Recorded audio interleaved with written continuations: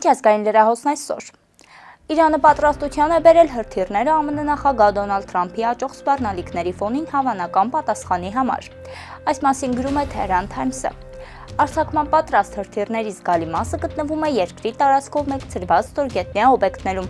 Դրանք կարող են հարվածել ԱՄՆ-ի հետ կապված թիրախներին։ Հիշեցնենք, որ ԱՄՆ նախագահ Դոնալդ Թրամփը կիրակի սպառնացել է Իրանին ռմբակոծություններով եւ երկրորդական մաքսատուրքերով, եթե Թեհրանը համաձայնության չգա Վաշինգտոնի հետ իր միջուկային ծրագրի շուրջ, գրում է Reuters-ը։ Թրամփի սպառնալիքները հնչել են այն բանից հետո, երբ անցած շաբաթ Իրանը մերժել է Վաշինգտոնի հետ ուղիղ բանակցություններ վարելու առաջարկը։ Թրամփը NBC News-ին ասել է, որ ԱՄՆ եւ Իրանի պաշտոնյաները զրուցում են, բայց մանրամասներ չի ներկայացրել։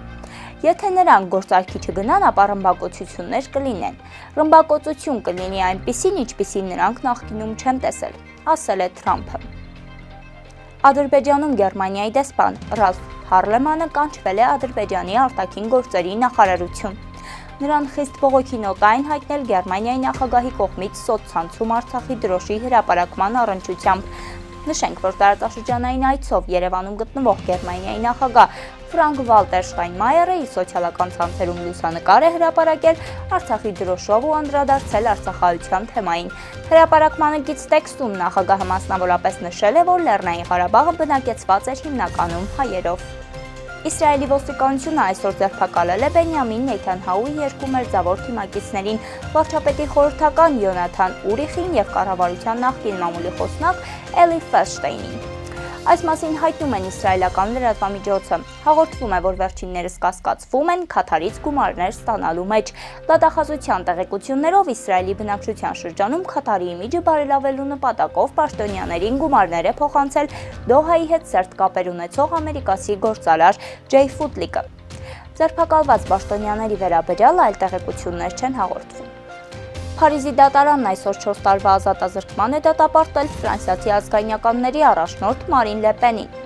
ԵՄ կողմից տրամադրված միջոցները ոչ նպատակային ծախսելու համար։ Ֆրանսիական դատարանի որոշման համաձայն բաժաչափի կեսը պայմանական բնույթ է կրելու, մյուս կեսը նա անցկացնելու է տնային կալանքի պայմաններում։ Դատարանը նաև զրկել է Լե Պենին առաջիկա 5 տարիներին որևէ ընտրովի պաշտոն զբաղեցնելու հնարավորությունից։ Դա նշանակում է, որ ազգային միավորում կուսակցության առաջնորդը չի կարող մասնակցել 2027 թվականի նախագահական ընտրություններին։